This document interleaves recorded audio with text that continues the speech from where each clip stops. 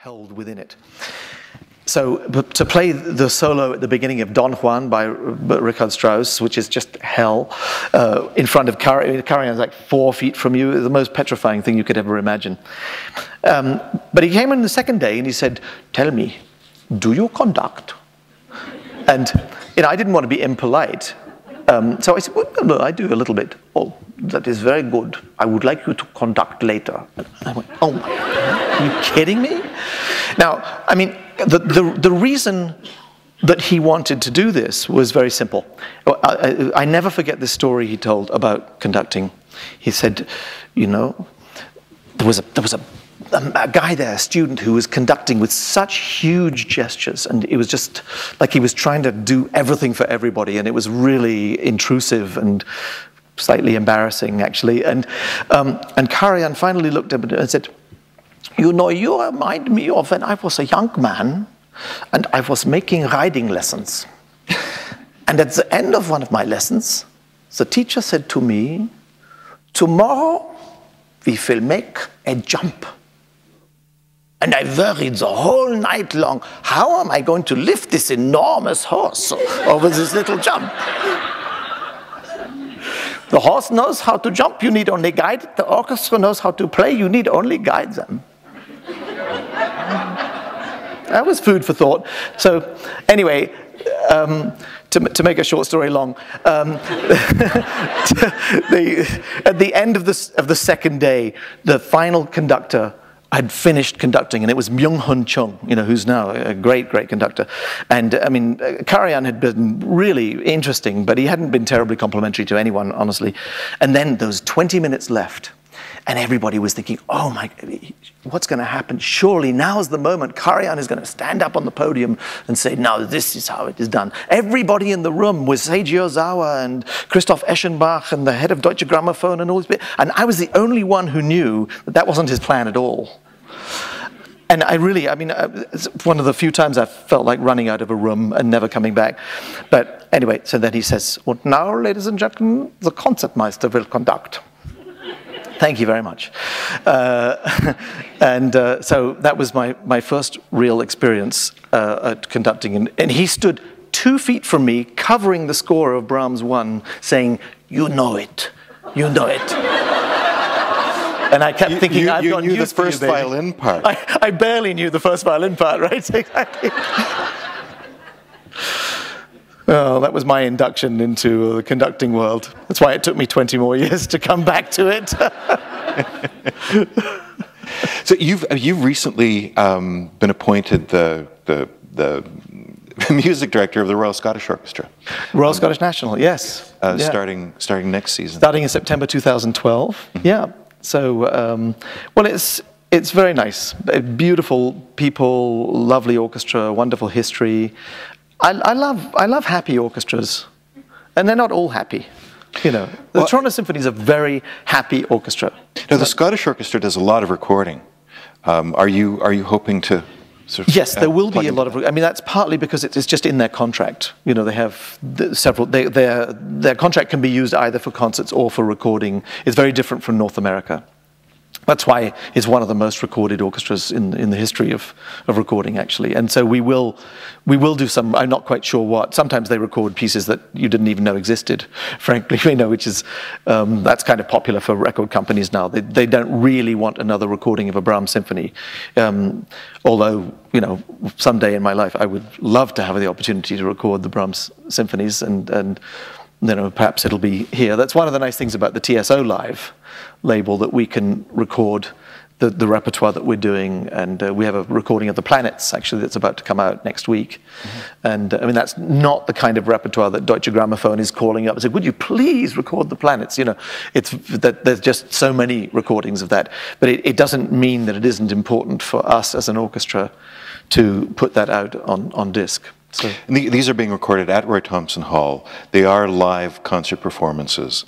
Completely live, not even 2 seconds of opportunity to fix something. But usually we have 2 performances at least. And unlike having a label, you really don't have anybody else's backing. This is all being paid for and organized and then distributed by the symphony. That's right. It did have some initial sponsorship, but basically we're doing it all on our own. And do you know what the plan is for the future in terms of how many you'd like to do every year? Or? Well, actually, we're going to be, you mentioned we're going to Carnegie Hall, and it's very exciting because we're going on the 26th of March, we're playing, and Itzhak Perlman, who was my teacher, that's a nice story, I'll tell that story in a minute, but he's playing the Bruch Concerto, and it actually, believe it or not, is 50 years since his first appearance in Carnegie Hall, which was, that's amazing, isn't it? And I mean, that was, in fact, a chamber music appearance, probably with Isaac Stern or something like that. It wasn't his official debut in Carnegie Hall, but, so he's playing the Bruch Concerto, and we're doing, many of you probably know that I love the music of Vaughan Williams, and we're doing Vaughan Williams' Fourth Symphony, which is one of the most intense and greatest masterpieces ever written. And so we recorded the Fifth Symphony a couple of years ago, which is an exquisitely beautiful piece, and full of yearning and desire and ultimately transformation and joy, which is remarkable because it was actually composed during the Second World War. But the Fourth Symphony, which we'll record in the week leading up to Carnegie Hall, is the one written in the 30s, and it's an extraordinarily intense and rather dramatic and almost angry piece of music. So that's the next thing that we'll do. And yeah, we look at our programs and think, I think we might well record the Symphonic Dances of Rachmaninoff, which has been a party piece of the orchestra for many years and is really exquisite piece. But I wanted to just tell you that the Itzhak Perlman story, because my coming to America was purely coincidental. In 1975, I was sitting at home and the phone rang and somebody asked me if I would be prepared to play in the Brighton Festival in some master classes with this fabulous young violinist Pinchas Zuckerman, who was 27 years old at that time, and I was 19. And but if I was interested in doing it, I would have to go and play for him. He wanted to audition me first. So I went to meet him. It was the time when he had that wonderful beard, little goatee, and I mean, I was so excited to meet. It was just such an incredible violinist, you know, and he was wonderful. He gave me like a 2-hour lesson and then said, come on, let's have tea afterwards, just incredibly friendly. And then I went down to the festival and so played in the master class. And at the end of the class, he said, so what are your plans? And I said, well, I'm actually going to Salzburg to study with Sándor Vég. Now, Sándor Vég, many of you may have heard of. He was a great, great musician, had a wonderful string quartet. And it was very interesting for my father to have me go to study with a wonderful musician and also to improve my German, because I'd done German A-level and he wanted me to be fluent in German. So he had this grand plan, and my father had very strong ideas.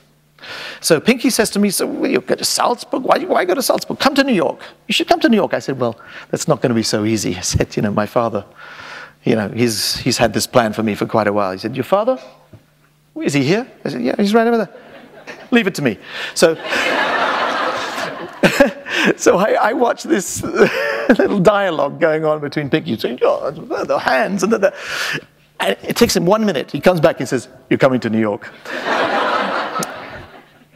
You know, so I owe it all to him. You know. What did he say? I didn't ask. Oh, okay. But my father came over, you know, as if suddenly tremendously enlightened, and said, you know, Pinchas has made some very good points and salient points, and he's also said he'll look after you. And so I think it's a wonderful idea. Well, fantastic. So 3 days before I was coming to audition at the Juilliard School, I was really nervous because I imagined that everybody at the Juilliard School played like Itzhak Perlman and Pinchas Zuckerman, which was almost true, actually. But so I was so nervous, I called this very nice gentleman who was the chairman of the board of the Philharmonia Orchestra. Ian Stoutsker is his name. He's a very fine musician, but he's a banker, really, and very, very successful. I called him up and said, Ian, would you be possibly available to listen to my audition repertoire, because I'm very anxious about going to New York? And he said, oh, I'm really sorry, I'm leaving tomorrow morning on a business trip. And he said, well, wait a minute, can you hold a second? Sure. So comes back about a minute later and says, could you drive over to my house right now? It was about 6 o'clock in the evening. He lived in Hampstead, which is in the north of London. I was in Purley in the south. And I said, well, I guess so. He said, I think you'll be happy when you get here. Okay, so I drive my violin, and I knock on the door. He opens the door, and sitting in his living room is Itzhak Perlman. So now talk about a lucky break. Before I even got to New York, I had Pinker Zuckerman, helping me and supporting me, and then Itzhak Perlman gave me the most wonderful lesson that evening. That's why Ian starts, because he wasn't interested in hearing me himself. He said, Itzhak will really inspire you, and it was fantastic. And Itzhak gave me his home number and said, if you have any problems, you call me. And as soon as I got off the plane, I had a problem. Called him every day. And he's performing at Carnegie Hall with the orchestra. So absolutely, yeah. Wow.